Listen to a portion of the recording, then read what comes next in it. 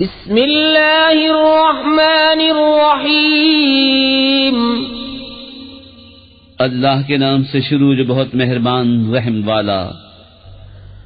والنازعات غرقا والناشطات نشطا والسابحات سبحا فالسابقات سبقا فالمدبرات امرا يوم ترجف الرادفة تتبعها الرادفة قلوب يومئذ واجفة أبصارها خاشعة۔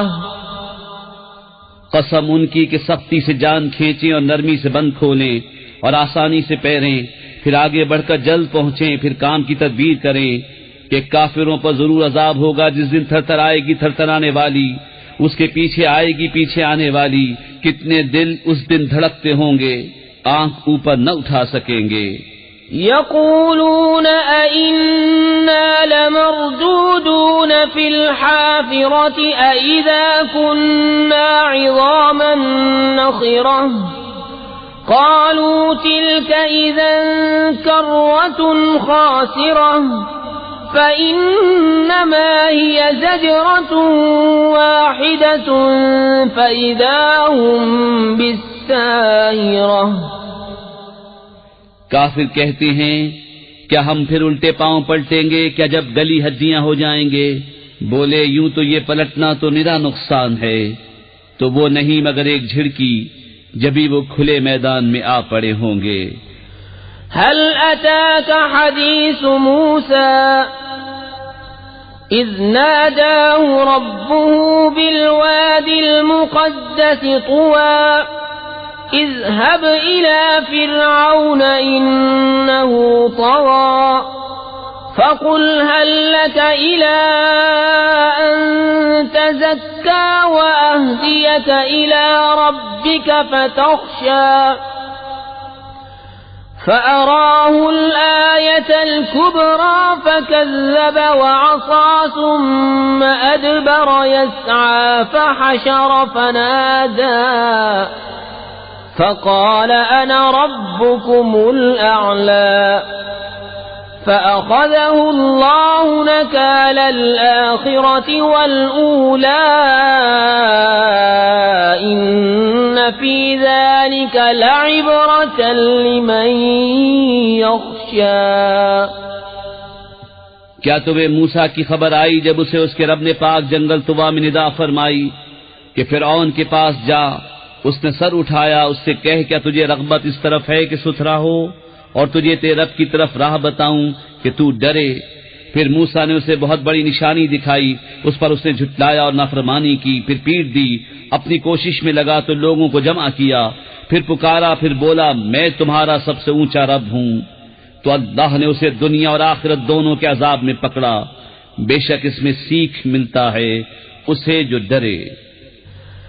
أأنتم أشد خلقا أم السماء بناها رفع سمكها فسواها وأغطش ليلها وأخرج ضحاها والأرض بعد ذلك دحاها أخرج منها ماءها ومرعاها والجبال أرساها متاعا لكم ولأنعامكم فإذا جاءت الطامة الكبرى يوم يتذكر الإنسان ما سعى وبرزت الجحيم لمن يرى فأما من طغى وآثر الحياة الدنيا فإن الجحيم هي المأوى۔ کیا تمہاری سمجھ کے مطابق تمہارا بنانا مشکل یا آسمان کا؟ اللہ نے اسے بنایا، اس کی چھت اونچی کی، پھر اسے ٹھیک کیا، اس کی رات اندھیری کی اور اس کی روشنی چمکائی، اور اس کے بعد زمین پھیلائی، اس میں سے اس کا پانی اور چارہ نکالا اور پہاڑوں کو جمایا تمہارے اور تمہارے چوپاؤں کے فائدے کو. پھر جب آئے گی وہ عام مصیبت سب سے بڑی، اس دن آدمی یاد کرے گا جو کوشش کی تھی، اور جہنم ہر دیکھنے والے پر ظاہر کی جائے گی. تو وہ جس نے سرکشی کی اور دنیا کی زندگی کو ترجیح دی تو بے شک جہنم ہی اس کا ٹھکانہ ہے. وَأَمَّا مَنْ خَافَ مَقَامَ رَبِّهِ وَنَهَى النَّفْسَ عَنِ الْهَوَى فَإِنَّ الْجَنَّةَ هِيَ الْمَأْوَى. يَسْأَلُونَكَ عَنِ السَّاعَةِ أَيَّانَ مُرْسَاهَا فِيمَ أَنْتَ مِنْ ذِكْرَاهَا إِلَى رَبِّكَ مُنْتَهَاهَا إِنَّمَا أَنْتَ مُنْذِرُ مَنْ يَخْشَاهَا كَأَنَّهُمْ يَوْمَ يَرَوْنَهَا لَمْ يَلْبَثُوا إِلَّا عَشِيَّةً أَوْ ضُحَاهَا. اور وہ جو اپنے رب کے حضور کھڑے ہونے سے ڈرا اور نفس کو خواہش سے روکا تو بے شک جنت ہی ٹھکانہ ہے. تم سے قیامت کو پوچھتے ہیں کہ وہ کب کے لیے ٹھہری ہوئی ہے. تمہیں اس کے بیان سے کیا تعلق؟ تمہارے رب ہی تک اس کی انتہا ہے. تم تو فقط اسے ڈرانے والے ہو جو اس سے ڈرے.